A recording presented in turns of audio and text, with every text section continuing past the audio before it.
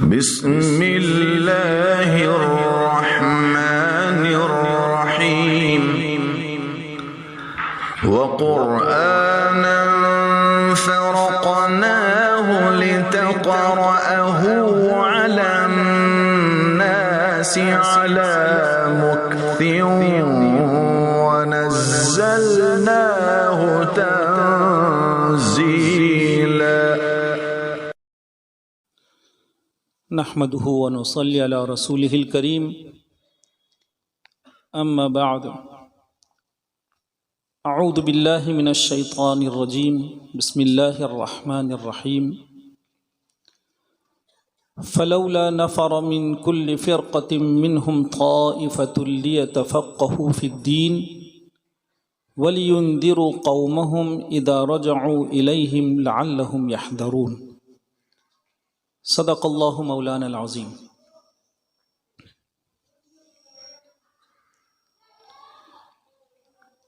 جامعہ ہذا کے اس خوبصورت اور کامیاب ترین مسابقے کی پاکیزہ مجلس میں تشریف فرما نامی گرامی علمی دنیا کی عبقری شخصیات سرور کونین صلی اللہ علیہ وسلم کے معزز مہمانوں، یہ ایک حقیقت ہے کہ فی زماننا کسی بھی عنصر اور کسی بھی فن کی ترقی کے لیے مسابقہ یہ بڑا ہی مضبوط اور قوی عامل سمجھا گیا ہے۔ مسابقے کے عنوان سے جب کوئی شرکت کرتا ہے تو اس کا فن نکھرتا ہے۔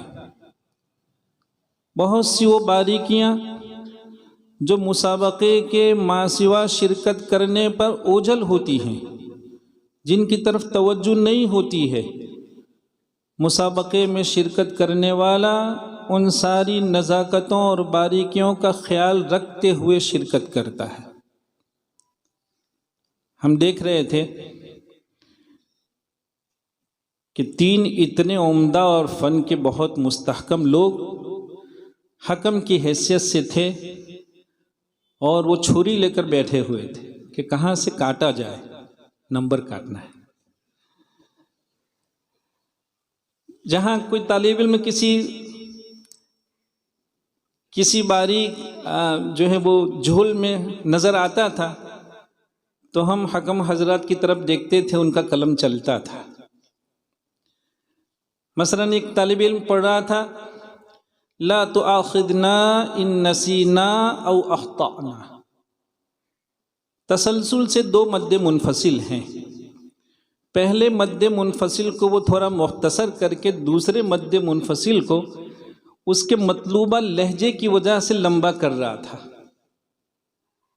ہم نے دیکھا کہ ہاں دیکھیے بچوں، یہ اگر آپ کسی مظاہرے میں ہوتے، اپنی اس مادر علمی کے کسی سالانہ یا بڑے جلسے میں ادارے کی طرف سے نمائندگی کرتے ہوتے اور تلاوت کرتے تو آپ کی اس باریک جھول کو کوئی نوٹ نہیں کرتا، مگر چونکہ حکم حضرات کو تمیز کرنی ہوتی ہے اول دوم کی، لہذا وہ ایسی باریکیوں کی تلاش میں رہتے ہیں۔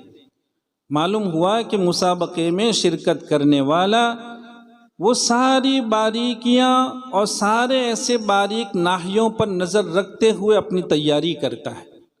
یہی وجہ ہے کہ کسی بھی فن اور کسی بھی عنصر کو ترقی بخشنے کے لیے اس میں نکھار پیدا کرنے اور سنوارنے کے لیے مسابقہ بہت مضبوط عامل کہلاتا ہے۔ ہمارے عزیز قرآن کریم کو ترتیلاً اور تدویراً، جیسا کہ ہمارے بڑے حضرت مولانا قاری عبدالستار صاحب دامت برکاتہم العالیہ نے اپنے تاثر میں یہ کہا کہ بھئی فن ترقی کر رہا ہے، آپ بچوں نے بہت عمدہ تلاوت کی، یہ حقیقت واقعہ ہے۔ یہ خوش الحانی عمدہ آواز میں قرآن کریم کو تلاوت کرنا، میرے عزیزوں، یہ ملت قرآنی اور ملت اسلامیہ کا کھویا ہوا سرمایہ ہے۔ ہمارے اکابر اور ہمارے اولیاء کی وہ وراثت ہے جس کی طرف ایک مدت تک ضرورت کا اعتنا نہیں ہو پایا، ضرورت کا اعتنا نہیں ہو پایا۔ حضرت خواجہ نظام الدین اولیاء علیہ الرحمہ، علمی دنیا اس سے واقف ہے کہ دہلی کسی زمانے میں قرات کا 200 سال تک مرکز بنا رہا۔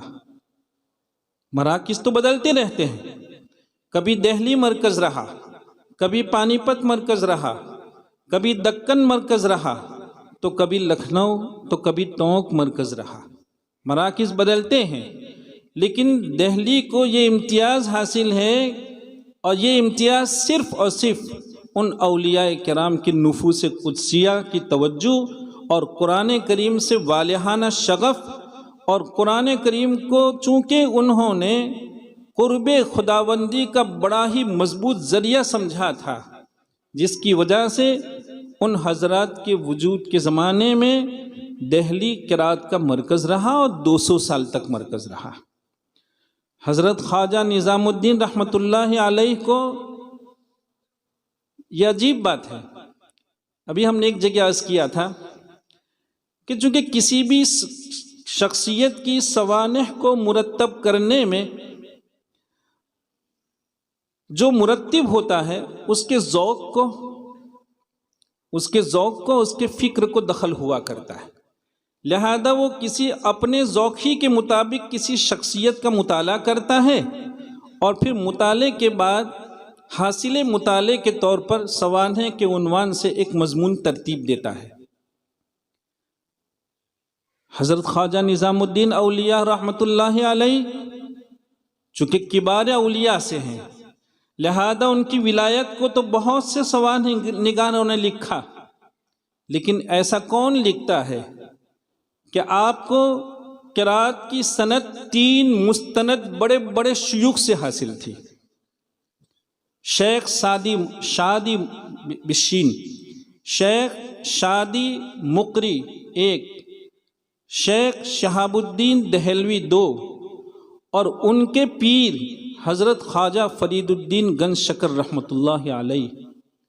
چونکہ حضرت خواجہ فرید الدین گنج شکر رحمۃ اللہ علیہ بڑے خوش الحان تھے، اور ان کی قرات میں ایسی جاذبیت تھی، تو آپ نے اپنے زمانے میں اور اپنے متعلقین اور متوسلین میں خوش الحانی کو شائع کرنے کے لیے بڑا اہتمام فرمایا۔ چنانچہ حضرت خواجہ نظام الدین رحمۃ اللہ علیہ کا حال یہ تھا کہ جب آپ کو یہ معلوم ہوتا تھا کہ کوئی بہت خوش الحان قاری کسی علاقے میں آیا ہے، تو حضرت بنفس نفیس اس خوش الحان قاری کو سننے کے لیے اور سن کر قرب خداوندی کے درجات کو طے کرنے کے حرص میں بنفس نفیس تشریف لے جاتے تھے۔ پھر کبھی کبھی تو فرماتے تھے کہ قاری اتنا عمدہ تلاوت کر رہا ہے، جی چاہتا ہے کہ اس کا منہ ہیرے اور جواہرات سے بھر دوں۔ لکھا ہے ان کے حالات میں کہ ایک مرتبہ حضرت مولانا ابراہیم نیلی جو ان کے متوسلین سے تھے، وہ حضرت سے ملاقات کے لیے رات کے وقت میں آئے۔ عشاء کا وقت تھا، نماز سے فراغت تھی، نماز سے فارغ ہو گئے تھے، اور حضرت نماز سے فراغت پر بالا خانے پر تشریف لے گئے تھے۔ یہ تھوڑا دیر میں پہنچے تھے، انہوں نے نیچے جماعت شروع کی۔ یہ حضرت مولانا ابراہیم نیلی بہت خوبصورت آواز کے مالک تھے، انہوں نے عشاء کی نماز میں کچھ اس انداز سے قرآن کریم کو تلاوت کیا کہ جب بالا خانے میں ان کی آواز پہنچی تو حضرت بالا خانے کے لابی میں باہر آ گئے، اور پوری نماز حضرت نے سنی، اتنا محظوظ ہوئے کہ حضرت نے اپنا خاص مسلح اپنے خادم کے ہاتھوں مولانا ابراہیم نیلی کی خدمت کے لیے بھیجا اور کہا کہ ان کو پیش کر دیجیے۔ جب مولانا ابراہیم نیلی کو حضرت کا ایسا بابرکت مسلح ملتا ہے، وہ فوراً اس کو سر چڑھاتے ہیں، اس کو چومتے ہیں۔ معلوم ہوا 200 سال کی مرکزیت، اولیاء کرام کا خوش الحانی سے تعلق اور خوش الحان قرہ کی یہ قدردانی، یہ دلیل ہے اس بات کی کہ یہ ہمارے اکابر کا سرمایہ ہے، یہ ہمارے اکابر کی وراثتیں ہیں۔ یہ الگ بات ہے کہ کبھی وراثتوں سے تھوڑی سی آنکھ بند ہو جایا کرتی ہے، الحمدللہ ثم الحمدللہ۔ پھر علمی حلقے نے اپنے اس کھوئے ہوئے سرمایے کی طرف توجہ کی، اس کا رخ کیا۔ اللہ تعالیٰ مبارک فرمائے، بہت مبارک فرمائے ہمارے جن عزیزوں نے اس خوبصورت مسابقے کو کامیاب بنانے کے لیے کئی دن نہیں کہنا چاہیے، کئی مہینے کہنا چاہیے، کئی مہینوں کی محنت کو پیش کر کے اتنے سارے لوگوں کی دعائیں لی ہیں۔ ہم ان کی خدمت میں، ان کے اساتذہ کرام کی خدمت میں اور ارباب انتظام کی خدمت میں۔ اساتذہ سے مراد صرف قرہ نہیں، ٹیم ورک ہوتا ہے، یاد رکھیے، کسی کی بھی تربیت میں کوئی فرد واحد نہیں ہوا کرتا ہے، ایک پوری ٹیم کار فرما ہوا کرتی ہے۔ اللہ تعالیٰ سبھی کو اپنی شایان شان بدلہ عطا فرمائے، اور جیسا کہ حضرت قاری صاحب دامت برکاتہم نے فرمایا، ارباب انتظام جب متوجہ ہوتے ہیں تو کوئی بھی فن بڑی آسانی سے ترقی کر لیا کرتا ہے۔ ظاہر بات ہے، ٹنکی کا پانی سارے نل میں آتا ہے، حوض کا نل ہو، پانی پینے کا نل ہو، وہاں سب میں پانی ٹنکی ہی سے آتا ہے۔ ارباب انتظام ہی کا فکر سارے نل کی طرف، سارے نلوں میں سرایت کرتا ہے۔ اللہ تعالیٰ ارباب انتظام کو جزائے خیر عطا فرمائے۔ ہمارے جن عزیزوں نے قرأت صبا کی اور ثلاثہ کی تکمیل فرمائی ہے، ہم ان عزیزوں کی خدمت میں بھی مبارکباد پیش کرتے ہیں۔ بہت مبارک ہو بچوں، یہ کیسا شریف فن ہے۔ دنیا جانتی ہے کہ جمع ثانی کی کوئی ضرورت نہیں تھی، قرآن کریم تو لکھ کر جمع ہو چکا تھا، زیادہ سے زیادہ سرکاری سطح سے اس کی اشاعت باقی تھی، لیکن جمع ثانی میں باقاعدہ اثر نو 6-7 نکات کو عنوان بنا کر اس کا خاکہ تیار کر کے اثر نو جو لکھوایا گیا، اس کی ضرورت ہی کیا تھی؟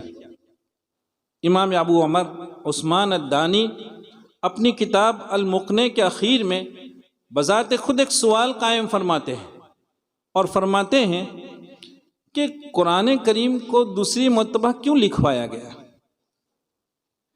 پھر جب لکھوانے کی وجہ صرف اور صرف یہ تھی کہ مختلف قرأتوں سے متعلق امت میں پایا جانے والا اختلاف اور اختلاف کی شدت اور شدت کا انکار قرآن تک اور انکار قرأت تک پہنچ جانا، یہ وہ چیزیں تھیں جس نے حضرات صحابہ کرام رضی اللہ تعالیٰ عنہم اور خلیفۃ المسلمین رحمت علیہ رضی اللہ تعالیٰ عنہ کو مضطرب کر دیا تھا۔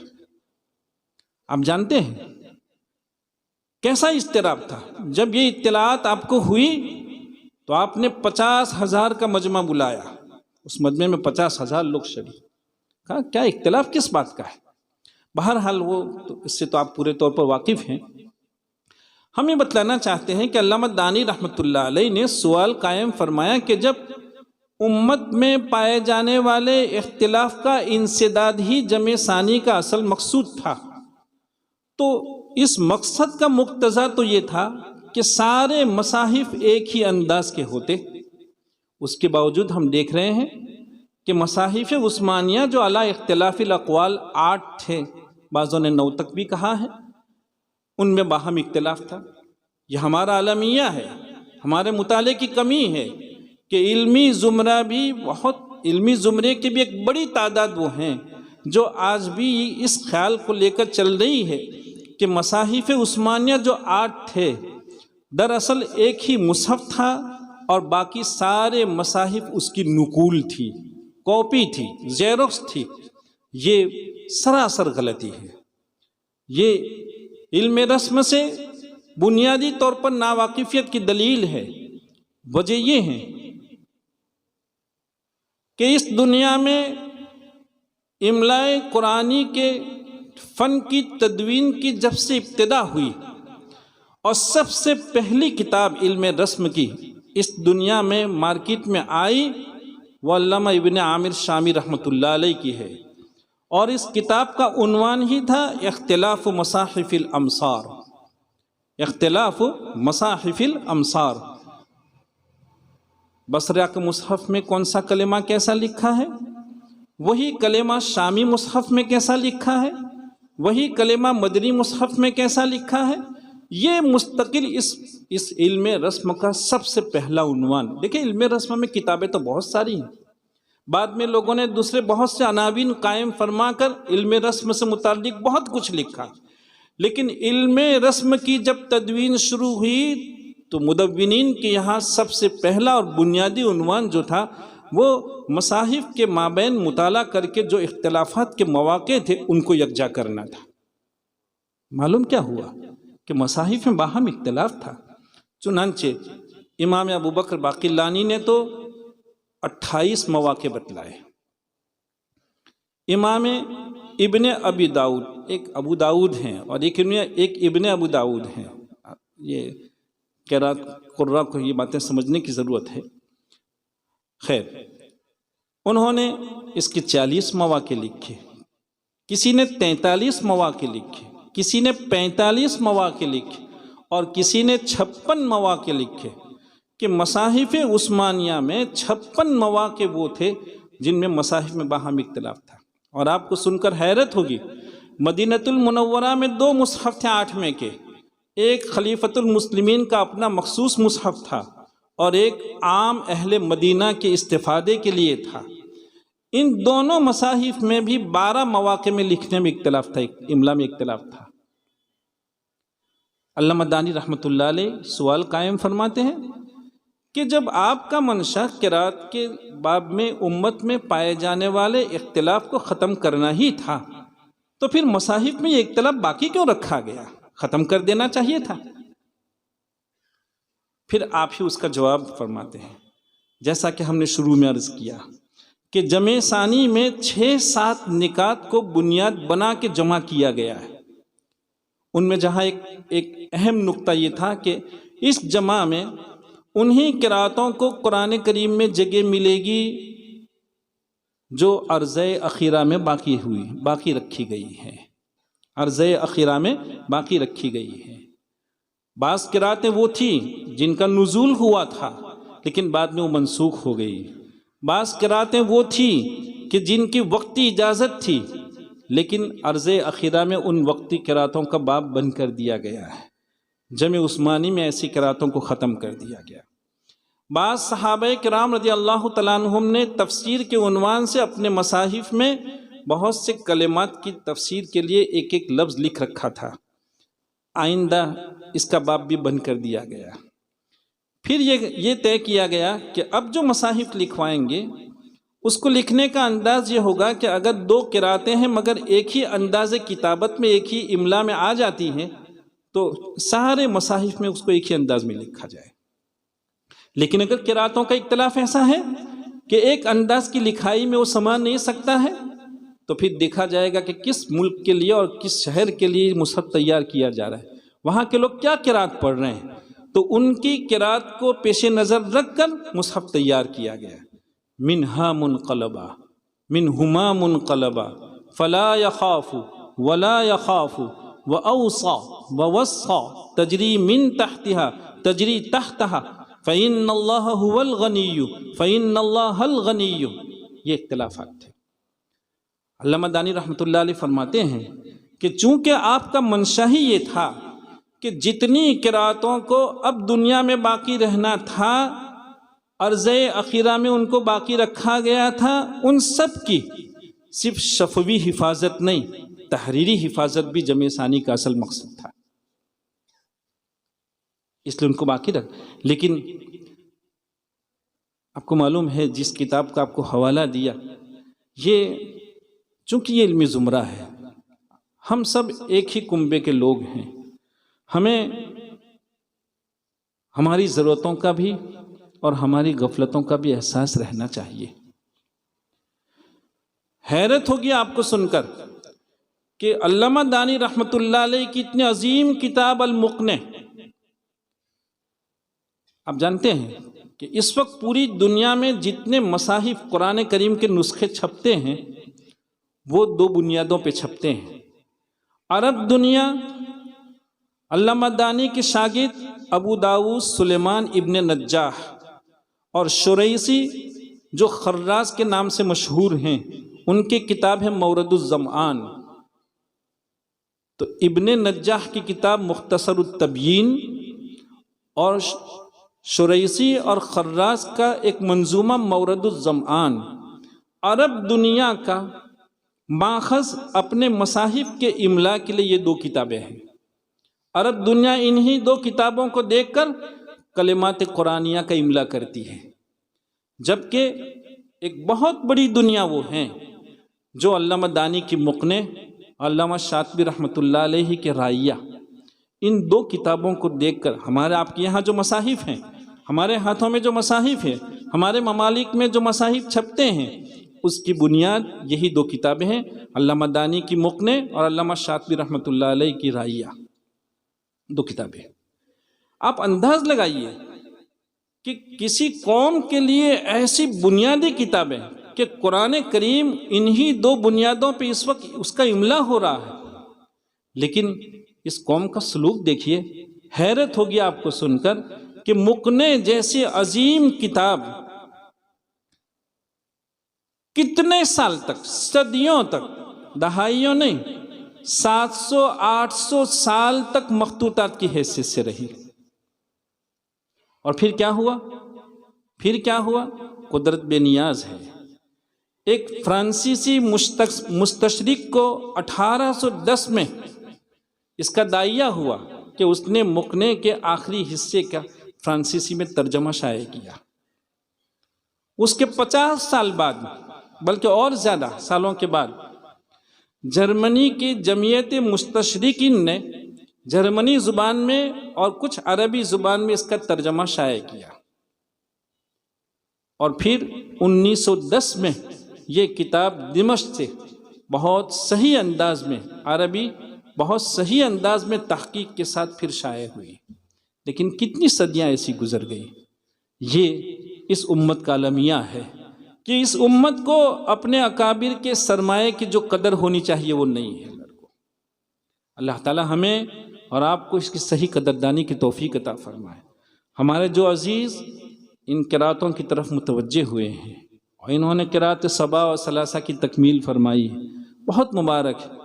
بچوں یہ راہ اپناؤ، جیسا کہ حضرت قاری صاحب دامت برکاتہم نے آپ کو توجہ دلائی کہ خوش الحانی میں آپ نے اتنی اچھی محنت کی ہے، اسی محنت کے نتیجے میں آپ کامیابی کی کچھ منزلیں طے کر چکے ہیں۔ ابھی اور منازل ضرور ہیں، لیکن کچھ منازل آپ نے طے کر لیے ہیں۔ کچھ تھوڑا سا رخ کتاب کی طرف بھی ہو جائے۔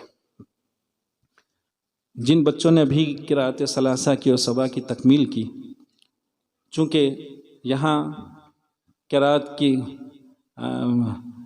کی برادری کے کئی لوگ موجود ہیں، قراء کی برادری کے کئی لوگ موجود ہیں، ہم چاہتے ہیں کہ ہم کچھ چیزوں کو تھوڑا سا نوٹ کر لیں۔ دیکھیے، کل تک فن بہت ابتدائی حیثیت میں تھا، الحمدللہ ثم الحمدللہ آپ بھائیوں کی محنت کے نتیجے میں اب فن اپنی ابتدائی حیثیت سے آگے بڑھا ہے، تو ہمیں اور آگے بڑھ کر کل تک جو چیزیں جھول کے انداز کی تھی ان کو ختم کرنے کی ضرورت ہے۔ مثال کے طور پر ہمارے بچے جمع حرفی میں کیا کرتے ہیں؟ قل لا اسألکم علیہ اجرا، قل لا اسألکم علیہ اجرا، اسألکم علیہ اجرا، قل لا اسألکم علیہ اجرا، اسألکم علیہ، یہ ہو، ختم کرو۔ لا اسألکم ہے، پھر آپ کسی قاری کے لیے اسألکم علیہ اجرا کیسے پڑھ رہے ہیں؟ اس کو ختم کرنے کی ضرورت ہے۔ ٹھیک ہے، کل تک ہم ابتدائی حیثیت میں تھے، اسی وجہ سے آپ کو معلوم ہونا چاہیے کہ بہت بڑا طبقہ قرات کا وہ آج بھی جمع سے اتفاق نہیں رکھتا ہے۔ وہ آئے دن جمع کی اس طریقے پر مختلف قسم کے اعتراضات لکھتے ہیں، اور ان کے اعتراضات کو تقویت ہمارے آپ کی اس نہج سے مل رہی ہے کہ دیکھو جمع کرنے والے لوگ اس طرح کر رہے ہیں. ابھی ہم پڑھ رہے تھے وَلَمْ يَكُنْ لَهُ كُفْءً أَحَدٌ، وَلَمْ يَكُنْ لَهُ كُفْءً أَحَدٌ. پھر ہم پڑھ رہے تھے كُفْءً أَحَدٌ، كُفْءً وَلَمْ يَكُنْ لَهُ ملایا کیجیے. ہر مرتبہ میں وَلَمْ يَكُنْ لَهُ کو ہمیں ملانے کی ضرورت ہے. ایک بات. دوسری بات یہ ہے کہ دیکھیے قرات کا ایک بہت اہم عنوان ہے. وہ کیا عنوان ہے کہ کسی قاری کے لیے ایک سے زیادہ وجوہ ہوں تو پڑھنے میں ان میں کی کس وجہ کو مقدم رکھا جائے گا، اور وجوہ تقدیم کیا ہے. مثال کے طور پر آپ قالون کے لیے میم جمع میں ترک صلہ اور صلہ دو وجہ پڑھتے ہیں. آپ ترک صلہ ہی کو ہمیشہ مقدم کرتے ہیں. وجہ کیا ہے؟ ہمیں معلوم ہونا چاہیے کہ ترک صلہ کی تقدیم کی وجہ کیا ہے. اسی طرح جب خلف کے لیے ہم وَلَمْ يَكُنْ لَهُ كُفْءً أَحَدٌ تحقیق کو مقدم کرتے ہیں، پھر سکتہ پڑھتے ہیں اور پھر اخیر میں نقل کرتے ہیں. دیکھیے وقف کا مقتضا کیا ہوتا ہے؟ سب جانتے ہیں. وقف کا مقتضا تخفیف کا ہوتا ہے. یاد رکھیے وقف کا مقتضا تخفیف کا ہوتا ہے. یہی وجہ ہے کہ متحرک کو ساکن کرنا وصل میں لحن جلی ہے، اور یہی متحرک کو ساکن کرنا وقف میں اصل ہے. عجیب بات ہے. کیوں؟ اس لیے کہ وقف ہمیشہ تخفیف کا متقاضی ہوتا ہے. جب یہ بات ہے تو تخفیف کے تقاضے کے تحت تحقیق ہو یا سکتہ ہو، نقل چونکہ ادا میں ان دونوں کی بنسبت آسان ہے، لہذا مقتضے تخفیف کے عین مطابق ہیں، اس لیے وقف میں اس کو مقدم رکھنا چاہیے. یہ الگ بات ہے، ہم نے بھی پہلے تحقیق پڑھی ہے، ہم نے بھی اسی طرح پڑھا ہے. لیکن جب اس طرح کے مضامین دنیا میں آنے لگے، دیکھو لڑکوں، وجہ کو مقدم کرنے کے لیے ہم نے کہا کہ کئی ایسے نکات ہیں. ابھی بیٹھے بیٹھے جب یہ مسئلہ آیا ہمارے ذہن میں وَلَمْ يَكُنْ لَهُ، میں نے کہا دیکھیں ہمارے بچوں کو معلوم ہوگا مالیہ ہلک عنی سلطانیہ، ما اغنا عنی مالیہ ہلک عنی سلطانیہ. قرات پڑھنے والے بچے جانتے ہیں کہ سارے ائمہ کے یہاں مالیہ ہلکہ کو دو طرح پڑھنا جائے، ایک تو اظہار کے ساتھ اور ایک ادغام کے ساتھ. ایک اظہار کے ساتھ اور ایک ادغام کے ساتھ. لیکن یہ معلوم نہیں ہوگا کہ ادغام کے بالمقابل اظہار ہی اولا ہے، مقدم ہے. کیوں اولا؟ کیوں مقدم؟ اس کی تقدیم کی وجہ کیا ہے؟ وجہ یہ ہے کہ اس ہا کو کہا جاتا ہے ہائے سکتہ، اور سکتہ ہمیشہ معنی ادغام ہوتا ہے. وقیل من راق، سکتہ نہیں ہوا. کیوں نہیں ہوا؟ وہ ادغام نہیں ہوا. کیوں نہیں ہوا؟ سکتے کی وجہ سے. تو سکتہ چونکہ معنی ادغام ہے، اس ہا کا نام ہی ہے ہائے سکتہ، لہذا یہاں ادغام کی بنسبت اظہار ہی کو اولا ہونا چاہیے. وجہ تقدیم ہے. یہ وہ چیزیں ہیں جس کی طرف ہمیں آپ کو توجہ کرنے کی ضرورت ہے. ہمارے جو عزیز ثلاثہ کی تکمیل کر رہے تھے، ہم نے ان بچوں سے پوچھا کہ کیا اب قرات کا باب آپ مکمل کر چکے ہیں؟ بچے سمجھ گئے ماشاءاللہ، بہت اچھا ہے. لڑکوں، قرات سے جو فہم پیدا ہوتی ہے، آپ قرات پڑھیے، مطالعہ کیجئے. ہمارے لوگ اذان میں کیا کہتے ہیں؟ اللہ اکبر اللہ اکبر. ہونا تو کیا چاہیے تھا؟ اللہ اکبر اللہ ہونا چاہیے تھا. کیا ہونا چاہیے تھا؟ اللہ اکبر.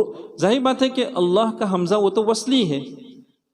اللہ اکبر سے جب اللہ کو ملانا ہے تو وصل میں اسے حذف ہو کر اکبر اللہ ہونا چاہیے تھا. ہم کیا پڑھ رہے ہیں؟ کیا کہتے ہیں ہم؟ اللہ اکبر اللہ اکبر. یہ جواز ہم نے کہاں سے فراہم کیا؟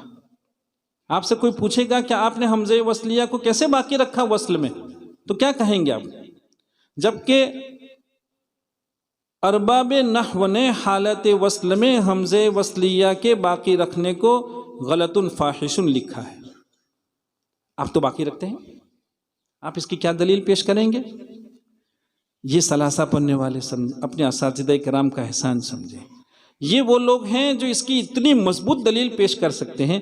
وہ کہیں گے کہ امام ابو جعفر رحمۃ اللہ علیہ کے یہاں ایک موقع ہے، ردا یصدقنی، رد این یصدقنی. ظاہر بات ہے کہ رد ان منصوب منون ہے، آپ یہاں وقف کریں گے تو بجائے رد ان کے ابدن کی طرح ہو جائے گا ابدا ردا، نقل ہوئی، پھر جو ہے وہ وقف کیا تنوین منصوبی کو. لیکن یہ تو سب وقف میں ہوتا ہے. اور امام ابو جعفر کا مسئلہ تو یہ ہے کہ وہ وصل بھی کرتے ہیں اور تنوین منصوبی کو الف سے بدلتے بھی ہیں. تو تنوین منصوبی کا الف سے ابدال تو وقف سے ہوا کرتا، وقف میں ہوا کرتا ہے، وصل میں کیسے ہو گیا؟ تو کیا کہیں گے کہ یہ وصل بنیت وقف ہے. یہ کیا وصل بن، بس اذان کہنے والا یہ کہے گا کہ جب خالق لغات، خالق کائنات، خالق لغات اللہ تعالیٰ ہی نے جب قرآن کریم میں وصل کو بنیت وقف ردا یصدقونی، تو وہ قرآن کریم کی اس قرات سے اللہ اکبر کی دلیل پیش کر دے گا. اس سے مضبوط دلیل کوئی ہو سکتی؟ یہ کہاں سے یہ قرات ثلاثہ پڑھنے والوں کو ملے گا؟ اللہ تعالیٰ کا شکر ادا کیجئے کہ ان پاکیزہ درسگاہوں کی وجہ سے یہ ساری بصیرتیں، یہ معرفت، یہ ماحول، یہیں آپ چہار دیواری چھوڑیے، لوگوں کو شین قاف کا پتہ نہیں ہے. اللہ تعالیٰ ان علمی پاکیزہ درسگاہوں کو وجود دینے والی جتنی بھی شخصیات ہیں، وہ چاہے قبروں میں چلی گئی ہوں، وہ یہاں ہوں، یا امت کا وہ طبقہ جو اپنی کمائی کو ان مدارس کے حوالے کرتا ہے، اللہ سب کو ہماری طرف سے بہت جزائے خیر عطا فرمائے. انہی کی محنتوں کا یہ صلہ ہے، انہی کی قربانیوں کا یہ صلہ ہے.